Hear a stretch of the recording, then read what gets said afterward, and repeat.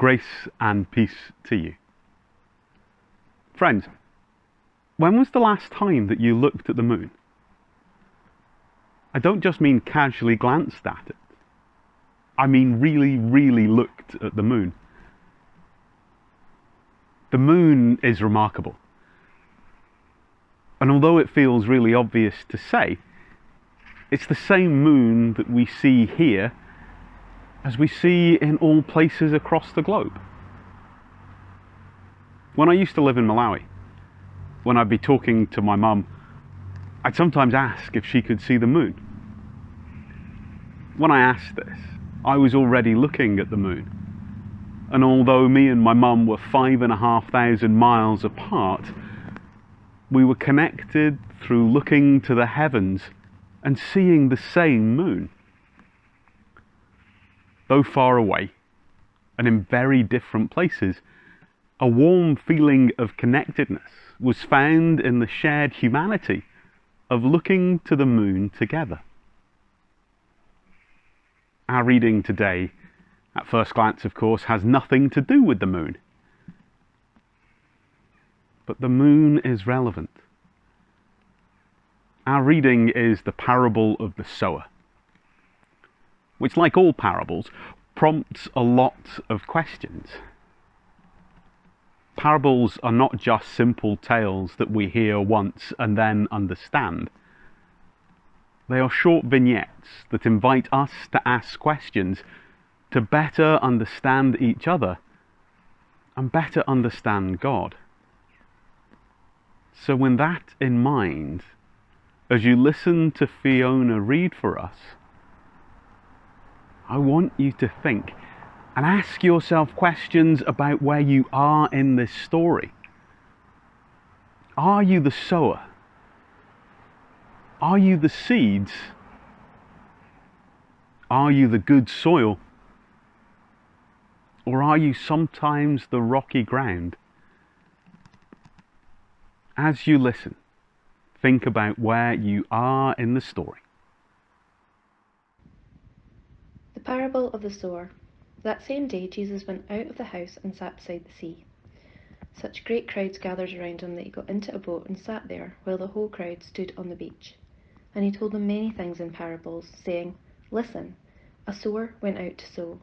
And as he sowed, some seeds fell on the path, and the birds came and ate them up. Other seeds fell on rocky ground, where they did not have much soil, and they sprang up quickly, since they had no depth of soil. But when the sun rose, they were scorched, and since they had no root, they withered away.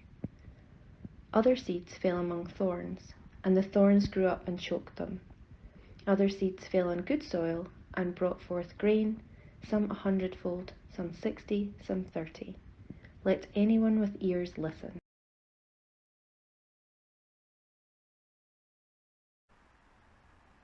Thank you, Fiona. We've just heard of a farming story, a story told to farmers, a story told before modern farming practices, before seed drills, told at a time when scattering was the most effective way of doing things, although that might seem slightly odd to our modern ears. It's a story told by Jesus that draws us in with the opening line, "A sower went to sow." But who is the sower? And what are they sowing? Who is the sower that went to sow? Is it God in heaven, the creator of all things? Is it God on earth, the teacher and the storyteller? Is it God with us now, the guiding and encouraging Spirit? Or is the sower you? Is the sower me? The question of who is the sower sits alongside questions of our relationship to the seeds and the quality of the ground in the story. If we just pick one role and think that's where we will find ourselves today, tomorrow, and forever, then we've oversimplified what we have heard. At all points, we can scatter the seeds of God's love, sharing with others the love that we have been given. And strangely, we can all be that act of love that is shared. Both you and I can be the act of love that plants hope and ultimately faith into the lives of others. Uncomfortable as it is, we can also play the role of the rocky ground. We can have moments where good things are thwarted because of our own pushes in the direction of self-interest. Looking at things that will nurture and grow ourselves, but not in good ways. Ways that will fail. But conversely, we can be the good soil, offering a place of safety and strength, allowing people to grow into the fullness of who they are, living in love of themselves, of others, and of God. We can be the soil that allows people to grow into who they were made by God to be. The challenge in this is not just about how we see ourselves, but how we see others in the story too. As you think about your place in the parable, I imagine that your answers are complex and you have a variety of roles. And we have to recognize that others do that too. As we place ourselves in the story, when we play the seed-spreading role, when we are the sower, we must ask ourselves, what seeds are we spreading? What do we spread in conversation? What do our words, our listening, our engagement spread? What seeds are we spreading in our actions? What would you say if you saw someone else doing what you do? We must also ask ourselves, what seeds are we spreading in our online engagement? What do your comments, likes and shares on social media spread?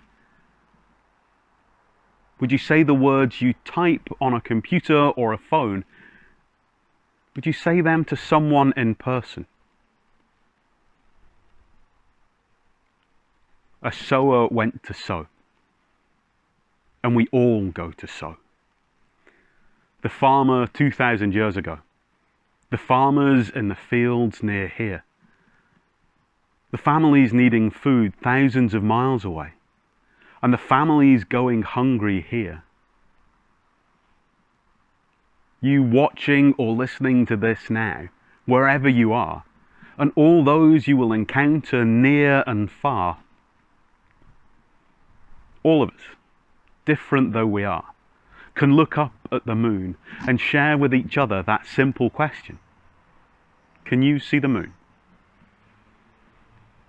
A shared moment, looking to the heavens, and a shared moment of humanity pulling us together, and recognizing each other's humanity allows us to find God in each other. And in the parable that starts, a farmer went to sow. As you think about the reading this week, and as you reflect on where you are in the parable, I would like you to think a little further about how you spread seeds of love in your electronic life. Does your use of social media, your use of WhatsApp, or even the way you speak to people on the phone reflect who you are in person? Does your electronic life echo the love that you have for both yourself and for all other people, all who can see the moon and have been created in the image of God? As you pray this week, pray for each other, for all those who can see the moon. Pray that you will see the humanity of the stranger reflected back in the brightness of the moon.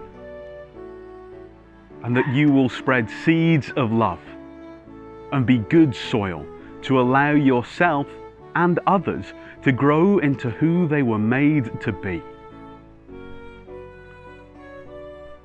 If you want to sing this week, a song that many of us will know and will remind us of the good things of creation, is a fun place to start. All Things Bright and Beautiful, found at number 137 in CH4. Go into the world and spread seeds of love. Share what is true, kind and helpful. Know that you can be a blessing from God. And go with the blessings of God the Father, the Son and the Holy Spirit.